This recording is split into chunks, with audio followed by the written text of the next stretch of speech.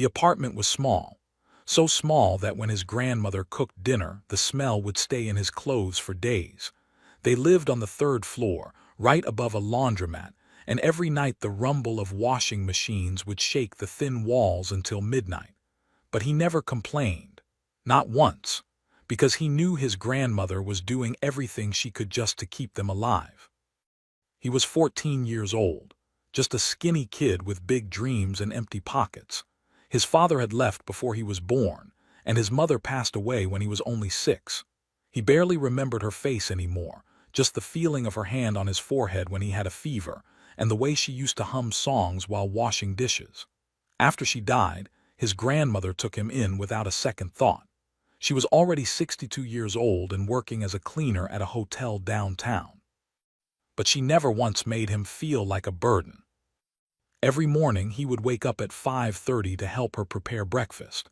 It was usually just toast with a little butter, sometimes eggs if they had extra money that week. His grandmother would kiss his forehead and say the same thing before leaving for work. "Study hard, make something of yourself, that's all I ask." He tried, he really did, but school was hard when your shoes had holes in them and your jacket was 3 sizes too big because it used to belong to someone else. The other kids noticed. Kids always notice.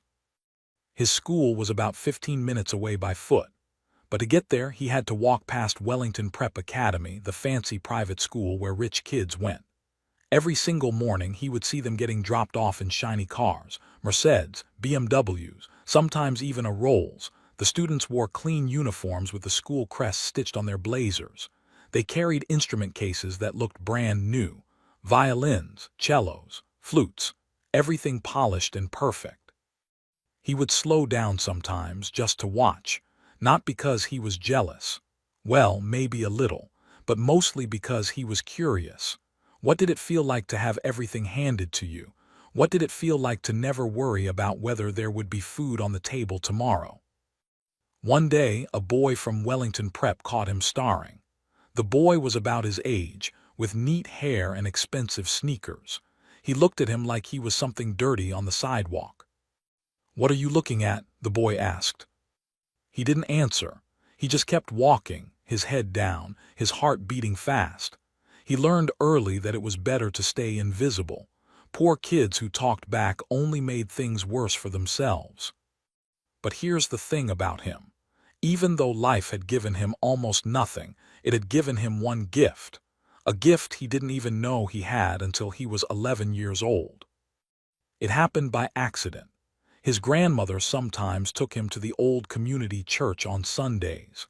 Not because they were very religious, but because the church gave out free meals after service, and his grandmother liked to save money wherever she could.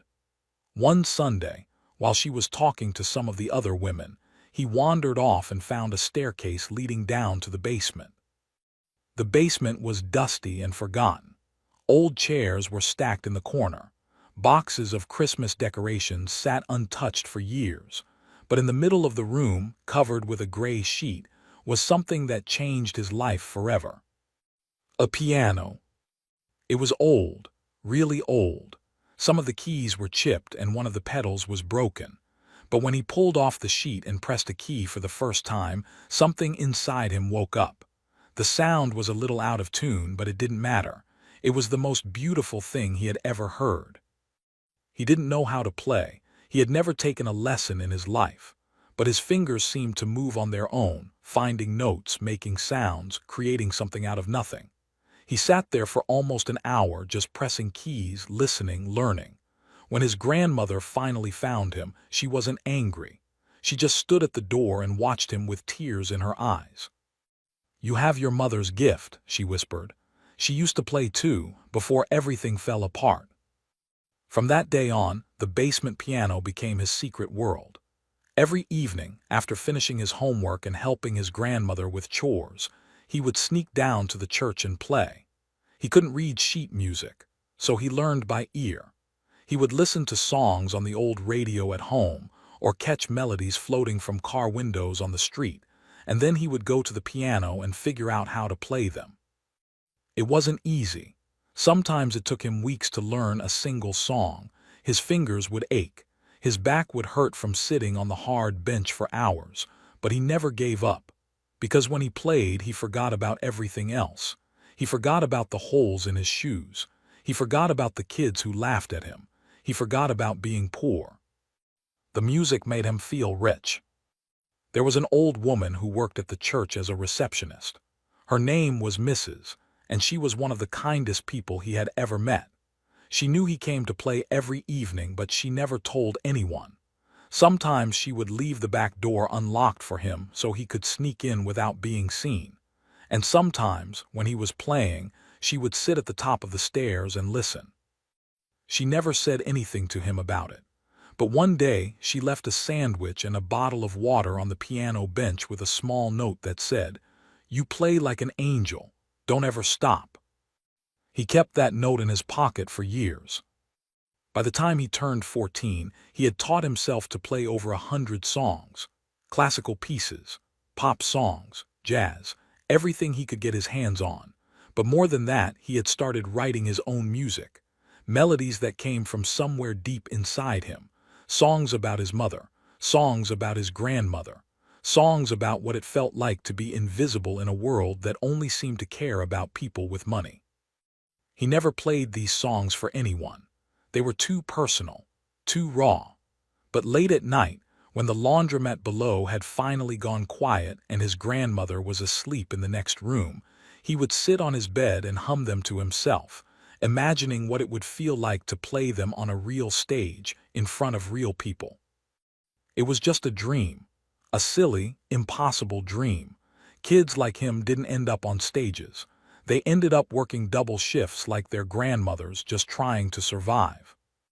But dreams are funny things. Sometimes they have a way of finding you, even when you've stopped looking for them. And his dream was about to knock on his door in a way he never expected. It was a Tuesday afternoon when everything changed. He came home from school like any other day, tired and hungry, his backpack hanging off one shoulder. His grandmother was already home, which was strange because she usually didn't finish work until 7. She was sitting at the small kitchen table with an envelope in her hands. Her eyes were red, like she had been crying. His heart dropped. Bad news always came in envelopes, bills they couldn't pay, letters from the landlord, notices about money they owed. He had seen his grandmother cry over those envelopes too many times. "What happened?" he asked, his voice small. But when she looked up at him, she wasn't sad. She was smiling and crying at the same time, which confused him even more. "Come here," she said, waving him over. "Sit down, you need to read this." He took the envelope from her hands. It was thick and heavy, made of fancy cream-colored paper. The return address said City Arts Council in gold letters. He had no idea what that meant or why they would be writing to him. He opened it slowly, pulling out a letter typed on official letterhead. His eyes moved across the words, but his brain couldn't make sense of them at first.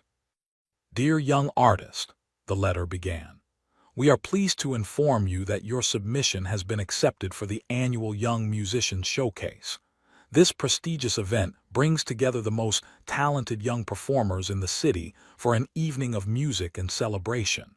You have been selected to perform at the Wellington Prep Academy Auditorium on." He stopped reading. His hands were shaking. "I don't understand," he said. "I didn't submit anything. There must be some mistake." His grandmother shook her head, still smiling through her tears. "It wasn't a mistake. Someone believed in you." And that's when he found out what Mrs. had done. For months, the old church receptionist had been listening to him play from the top of the basement stairs. She had heard him grow from a clumsy beginner to something truly special.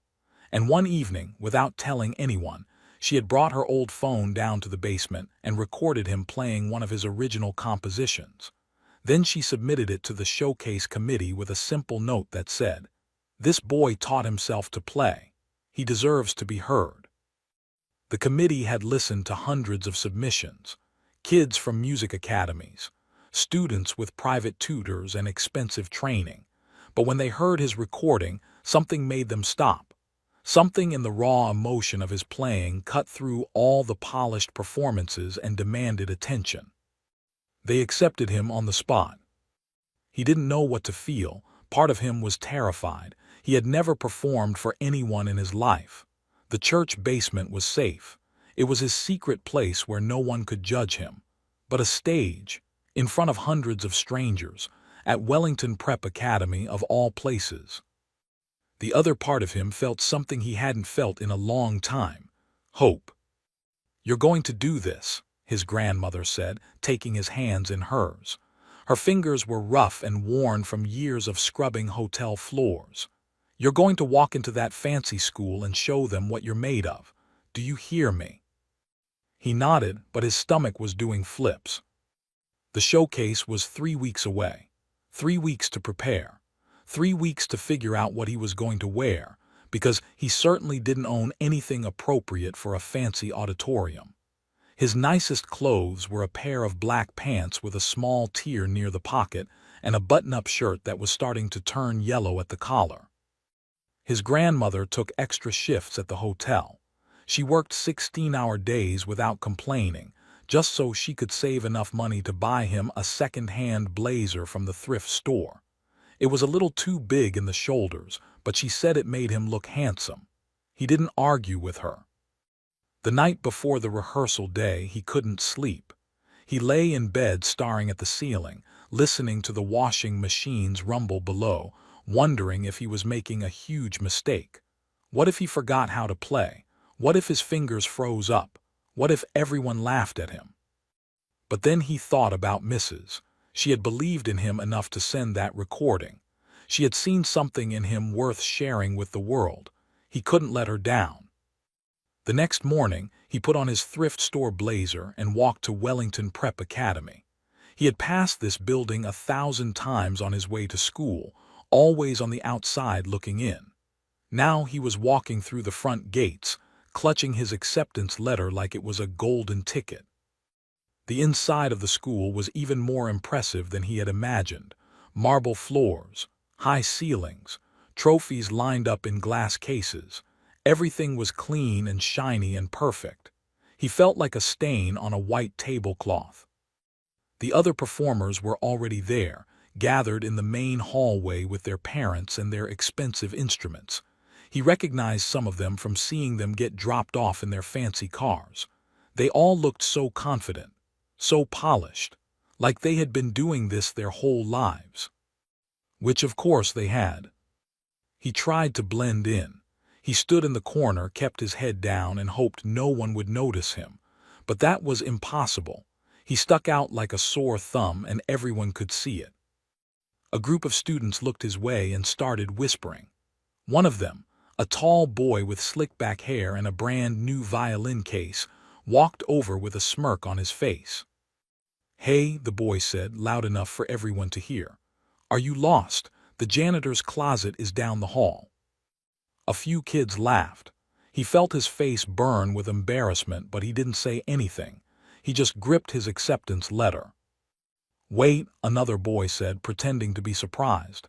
"Is he actually here for the showcase? Seriously?" "No way," a girl in a silk dress chimed in. "They'll let anyone in now, I guess. What's next? Auditions at the homeless shelter." More laughter, louder this time. He wanted to disappear. He wanted to turn around and walk out of those fancy doors and never come back. What was he thinking? He didn't belong here. He was just a poor kid from above a laundromat who taught himself to play on a broken piano. These people had real training, real talent, real money. But then he heard his grandmother's voice in his head. "Show them what you're made of." So he stayed. The event coordinator eventually came over to check everyone in. She was a thin woman with glasses and a clipboard, and when she saw his name on the list, she raised an eyebrow. She looked him up and down, taking in his oversized blazer and his scuffed shoes, and something like pity crossed her face. "You're the one from the church recording," she said. It wasn't a question. He nodded. She made a note on her clipboard. "We'll put you last, the final slot of the evening." He knew what that meant. The last slot was the one nobody cared about. By then, half the audience would already be gone. It was the throwaway spot, given to performers they didn't expect much from. But he just nodded again and said, "Okay." The coordinator walked away, and the boy with the violin smirked at him one more time. "Good luck," the boy said, his voice dripping with sarcasm. "You're going to need it." He didn't respond. He just found a quiet corner, sat down on a bench, and closed his eyes. In his mind, he was back in the church basement, sitting at his old broken piano, playing the song that came from the deepest part of his heart. 3 more days until the showcase. 3 more days until he would either prove them all wrong or confirm everything they already believed about him. He had never been more scared in his life. The night of the showcase arrived faster than he expected. One moment he was counting down the days, and the next he was standing in front of his bathroom mirror, trying to make his second-hand blazer look less second-hand. It didn't work. The shoulders were still too big. The sleeves were still a little too long, but it was the best he had, and his grandmother had worked so hard to buy it for him. She stood in the doorway watching him, her eyes full of pride and worry at the same time. "You look wonderful," she said. He didn't believe her, but he smiled anyway. "Thanks, Grandma." She walked over and straightened his collar, her rough fingers gentle against his neck. Then she reached into her pocket and pulled out something small and golden. It was a pin, a tiny music note, no bigger than a button. "This belonged to your mother," she said quietly.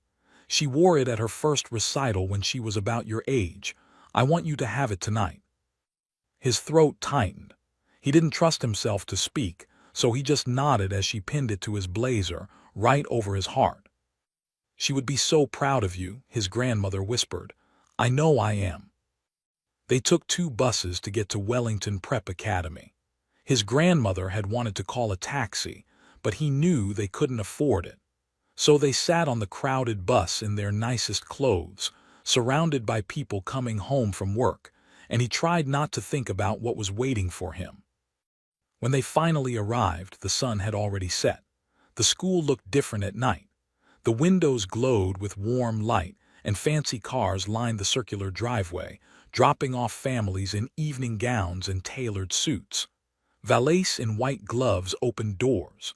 Women in pearls laughed and chatted as they walked up the marble steps. His grandmother squeezed his hand. "Don't let them intimidate you," she said. "They put their pants on one leg at a time just like everybody else." He almost laughed, almost.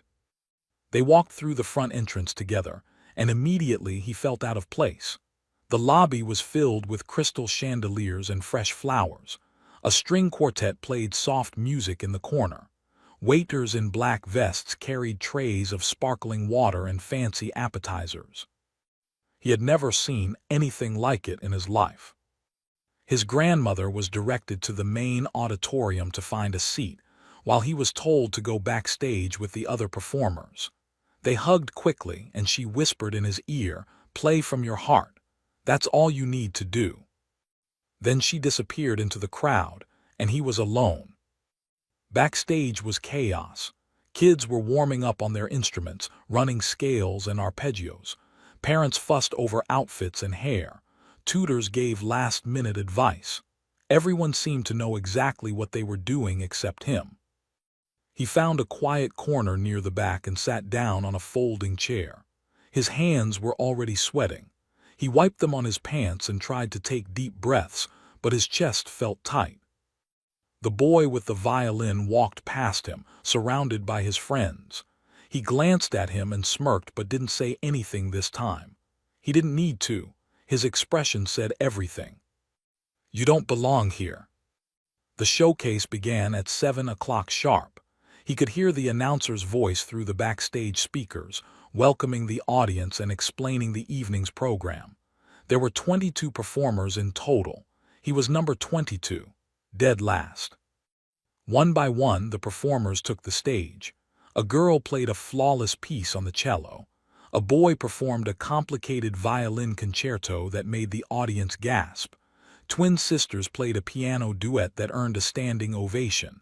Every single performance was polished, professional, perfect. He watched from the wings, his heart sinking lower with each act. These kids had been trained their whole lives. They had private lessons and music coaches and parents who could afford the best of everything. What did he have? A broken piano in a church basement, and a dream that suddenly felt very, very foolish. By the time they reached performer number 15, he noticed something that made his stomach drop even further. People in the audience were starting to check their watches. A few couples near the back were putting on their coats. Some families with younger children were already heading for the exits. They were leaving. The showcase was running long and people were getting bored. By the time his turn came, half the auditorium would probably be empty. Maybe that's a good thing, he thought. Fewer people to watch me fail. But even as he thought it, he knew it wasn't true. He didn't want to fail. He wanted to prove that he was more than his patched clothes and his empty pockets. He wanted to show everyone that talent didn't come from money. It came from somewhere deeper. The minutes crawled by. Performer 18, performer 19, performer 20. His hands were shaking now. He couldn't make them stop. He tried to remember the song he had chosen to play, but the notes kept slipping away from his mind like water through his fingers. Performer 21 took the stage. A girl with long dark hair and a designer dress sat down at the grand piano and played a Chopin piece with mechanical precision. The audience clapped politely when she finished, but the applause felt tired. People were ready to go home. And then he heard his name. Our final performer of the evening. His legs felt like they were made of concrete. He forced himself to stand up, forced himself to walk toward the stage. The lights were blinding, so bright that he couldn't see the audience at all. He could only hear them, the rustle of coats, the whispered conversations, the unmistakable sound of people who had already lost interest. Someone in the back laughed. He heard it clearly, even over the polite, scattered applause. Someone was laughing at him. Just walk away, a voice in his head said. Turn around and leave before you embarrass yourself even more. But his feet kept moving, one step, then another, and another, until he was standing in front of the most beautiful piano he had ever seen. It was a grand, black and polished and absolutely perfect, nothing like the broken instrument in the church basement. This piano probably cost more than his grandmother made in 10 years. He sat down on the bench. It was cold. The keys stretched out in front of him, gleaming under the stage lights, waiting. The auditorium fell silent, not the respectful silence of anticipation, but the heavy silence of skepticism. He could feel hundreds of eyes on him, judging him, waiting for him to mess up. He placed his fingers on the keys, and his mind went completely blank. He couldn't remember the song. He couldn't remember anything. The notes he had practiced for weeks, the melody he had played 1,000 times in the church basement, all of it had vanished. His fingers hovered over the keys, frozen, useless. Seconds passed. They felt like hours. He heard someone cough, heard the shuffle of feet, heard a man's voice mutter, "This is embarrassing." His eyes started to burn. He was going to fail, right here in front of everyone. All those people who had laughed at him, who had called him a charity case, who had looked at him like he was dirt on their expensive shoes. They were all going to be right. But then something happened. He closed his eyes and stopped trying to remember. Instead, he listened. He listened to the silence around him. He listened to his own heartbeat pounding in his chest. And somewhere deep inside, buried beneath all the fear and doubt, he heard something else. He heard his grandmother humming while she cooked dinner in their tiny kitchen. He heard his mother's voice, faint and far away, singing him to sleep when he was just a little boy. He heard the rumble of the washing machines below their apartment. He heard the creak of the old church stairs. He heard every moment of struggle and love and hope that had brought him to this exact spot. And finally, he heard the music. His fingers began to move. The first note rose from the piano like a question, soft, lonely, hanging in the air like it was waiting for an answer. He didn't know what he was playing. It wasn't the piece he had practiced. It wasn't anything he had planned. It was something else entirely, something that came from a place he couldn't name, a place deep inside him where all the pain and love and longing had been stored away for years. The second note followed the first, then a third, then a fourth, and slowly, like a flower opening at dawn, a melody began to take shape. It was his own composition, the one he had never played for anyone, the one he had written late at night in his tiny bedroom, humming to himself while the washing machines rumbled below. He had always thought it was too personal, too raw, too much of himself poured into the keys. But now, sitting at this beautiful piano with hundreds of strangers watching him, it was the only thing that felt true. His fingers moved across the keys like they had a mind of their own. He wasn't thinking anymore. He wasn't worrying about making mistakes or hitting the wrong notes. He was just feeling every emotion he had ever pushed down and locked away. And somehow, the piano understood. The melody started soft and slow, like a whisper. It told the story of a little boy who lost his mother too young, a boy who didn't understand why she had to leave, why her side of the bed was suddenly cold, why her voice stopped echoing through the apartment. The notes ached with that confusion, that emptiness, that longing for something that could never come back. Then the music shifted. It grew stronger, more urgent. It became the story of a grandmother who worked her fingers to the bone just to keep the lights on. A woman who never complained, never gave up, never stopped believing that her grandson was destined for something more. The notes carried her strength, her sacrifice, her quiet, unshakable love. Something was happening in the auditorium. He couldn't see it because his eyes were still closed, but he could feel it.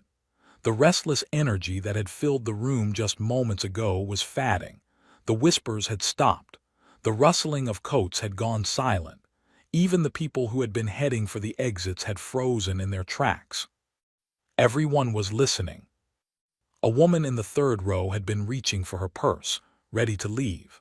But when the melody shifted into something so achingly beautiful that it made her chest hurt, she slowly sat back down. Her hand moved to her heart without her even realizing it.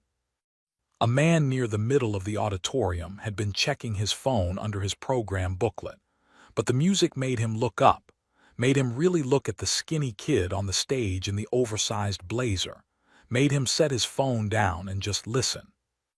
The boy with the violin, the one who had mocked him and called him a charity case, was standing in the wings with his mouth hanging open.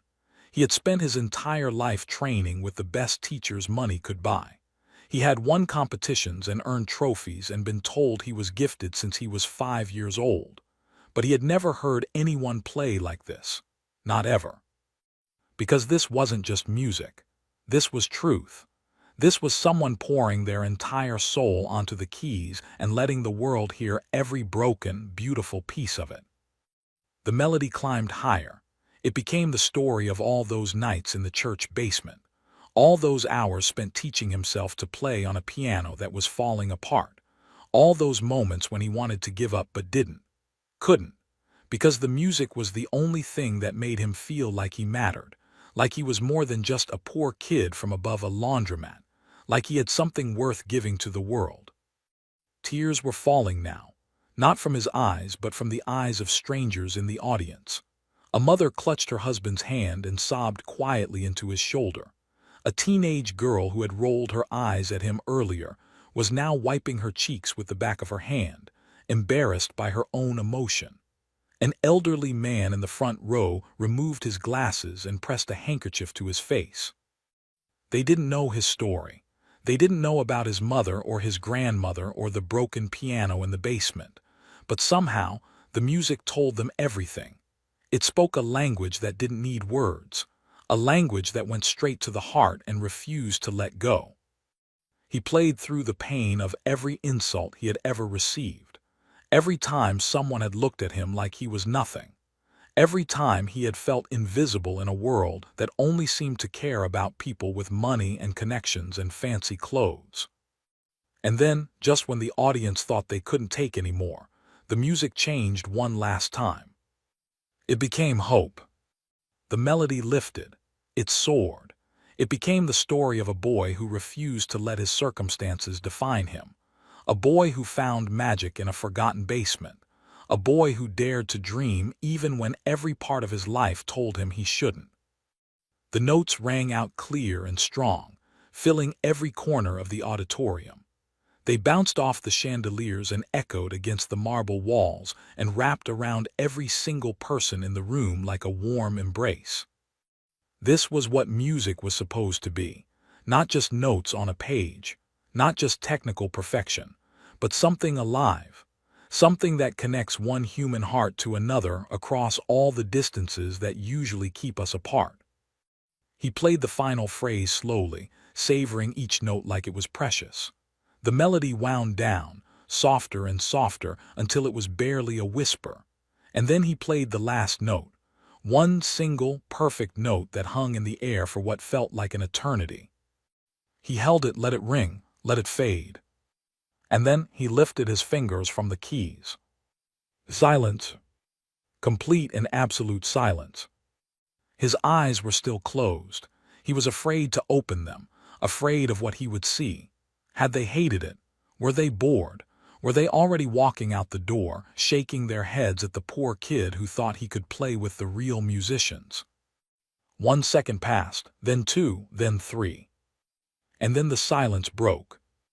It started with one person. Someone near the back of the auditorium rose to their feet and began to clap. Then another person stood up. Then another, and another, until the entire room was on its feet, applauding so loudly that the chandeliers seemed to shake. He opened his eyes. The sight in front of him took his breath away. Hundreds of people were standing, clapping. Some of them were crying. Some of them were shouting. A few were even reaching toward the stage like they wanted to touch him, like they wanted to hold onto whatever magic had just passed between them. He couldn't move. He couldn't breathe. He just sat there on the piano bench, his hands trembling in his lap, trying to understand what was happening. The applause went on and on. It didn't fade after a few polite seconds like it had for the other performers. It kept building, growing, waves of sound crashing over him again and again. Somewhere in the crowd, he heard a woman's voice cry out above the noise, "Bravo, bravo!" And somewhere in his heart, he heard another voice, quieter, gentler, a voice he hadn't heard since he was 6 years old. "I'm proud of you, sweetheart." He bowed his head and let the tears finally fall. The boy who had been laughed at, the boy who had been told he didn't belong, the boy in the second-hand blazer with his mother's pin over his heart. He had stopped the entire room. And nothing would ever be the same again. The applause lasted for 4 full minutes. He counted, not because he wanted to, but because his brain didn't know what else to do. It just kept counting the seconds while the rest of him sat frozen on that piano bench, overwhelmed by something he had never experienced before. People were still on their feet. Some of them had tears streaming down their faces. Others were smiling so wide it looked like their cheeks might hurt. A few had pulled out their phones and were recording him, capturing this moment that none of them had expected. He had come here tonight expecting to be ignored, maybe laughed at, probably forgotten the moment he walked off stage. But instead, something had happened that he couldn't explain. Something that had turned a room full of strangers into something that felt almost like family. Finally, the applause began to fade. People started to sit back down, wiping their eyes, whispering to each other. He knew he should stand up, bow, walk off the stage like all the other performers had done, but his legs didn't seem to work anymore. A woman from the event staff had to come out and gently guide him off the stage. She had tears in her eyes, too. "That was incredible," she whispered as she led him toward the wings. "I've been doing this job for 12 years, and I've never seen anything like that." He didn't know what to say, so he just nodded. Backstage was chaos, but it was a different kind of chaos than before. Everyone was looking at him now. The same kids who had ignored him or laughed at him were staring with wide eyes and open mouths. Parents were pointing. Tutors were whispering. The boy with the violin pushed through the crowd and stopped right in front of him. For a moment, they just looked at each other. Then the boy did something unexpected. He stuck out his hand. "I'm sorry," he said. His voice was quiet, embarrassed. "For what I said before, that was wrong. I was wrong." He looked at the boy's outstretched hand. Part of him wanted to walk away, to ignore him the way he had been ignored so many times. But that wasn't who he was. That wasn't who his grandmother had raised him to be. He shook the boy's hand. "It's okay," he said, and he meant it. Before he could say anything else, a group of adults surrounded him. They were well-dressed, important-looking people with business cards and eager smiles. One of them was the director of a prestigious music academy downtown. Another was a talent scout from a national arts foundation. A third was a professor from the state conservatory who had driven 2 hours just to attend the showcase. They all wanted to talk to him. They all wanted to know his story. Where did he learn to play like that? Who was his teacher? How long had he been training? When he told them the truth, that he had taught himself on a broken piano in a church basement, they didn't believe him at first. They thought he was being modest. But when they realized he was serious, their amazement only grew. "You have something special," the conservatory professor said, gripping his shoulder. "Something that can't be taught, something rare. I want to offer you a full scholarship to our program, room and board included, everything paid for." He blinked. "Everything." "Everything? You just have to say yes." His head was spinning. This morning he had been a nobody, a poor kid with holes in his shoes and a dream that felt impossible, and now people were offering him scholarships, opportunities, a future he had never dared to imagine. But there was only one person he wanted to see. He pushed through the crowd, politely excusing himself from the adults who kept trying to hand him business cards. He made his way out of the backstage area, through the lobby, and into the main auditorium, which was slowly emptying as families headed home. And then he saw her. His grandmother was standing near the back of the auditorium, right where she had been sitting. She wasn't moving toward the exit like everyone else. She was just standing there, both hands pressed against her heart, tears rolling down her wrinkled cheeks. He ran to her. He didn't care that people were watching. He didn't care that his second-hand blazer was coming unbuttoned or that his hair was a mess from all the stress and sweat. He just ran. When he reached her, she pulled him into her arms and held him so tight he could barely breathe. She was shaking, sobbing, saying things he couldn't quite understand because her voice was muffled against his shoulder. "I'm so proud of you," she finally managed to say. "Your mother would be so proud. You did it, baby. You really did it." He held onto her and cried. All the fear, all the doubt, all the years of feeling like he wasn't good enough came pouring out of him. And for the first time in his life, he let himself believe that maybe, just maybe, he was worth something after all. They stood there for a long time, holding each other while the auditorium emptied around them. Eventually, a janitor came by and politely let them know the building was closing. They laughed through their tears and walked out into the cool night air. The buses had stopped running by then. They would have to walk home. It was a long way, over an hour on foot, but neither of them minded. They walked slowly, side by side, talking about everything that had happened. "What are you going to do?" his grandmother asked. "About the scholarship." He thought about it. The conservatory was far away. It would mean leaving her alone, leaving the apartment above the laundromat, leaving everything he had ever known. But it would also mean becoming the person he was meant to be. It would mean honoring his mother's memory. It would mean making something of himself, just like his grandmother had always asked. "I'm going to take it," he said, "but only if you're okay with it." She smiled and squeezed his hand. "Baby, I've been waiting for this moment since the day I first heard you play in that church basement. Don't you dare hold yourself back because of me. You go out there and show the whole world what I already know. What's that? That you're extraordinary. 2 months later, he moved into the dormitory at the conservatory. It was strange at first, living in a place with clean hallways and working heating and meals provided 3 times a day. He missed his grandmother terribly. He called her every single night, no matter how tired he was. But he also thrived. He practiced for hours every day. He learned to read sheet music properly. He studied the great composers and discovered new ways to express the emotions that had always lived inside him. His teachers said he was gifted. His classmates said he was inspiring, but he never forgot where he came from. 3 years later, he performed at a famous concert hall in the city. It was the biggest stage he had ever played on, with thousands of people in the audience and cameras broadcasting his performance around the world. When the final note faded and the crowd erupted into applause, he looked out into the sea of faces and found the one that mattered most. His grandmother was sitting in the front row, wearing the same church dress she had worn to his first showcase. She was crying again, but this time so was everyone around her.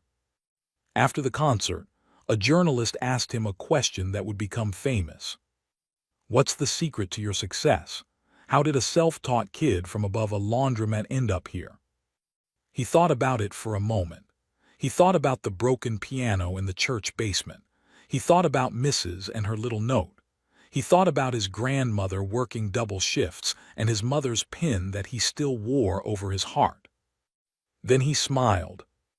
There's no secret, he said. I just learned that your circumstances don't define your worth.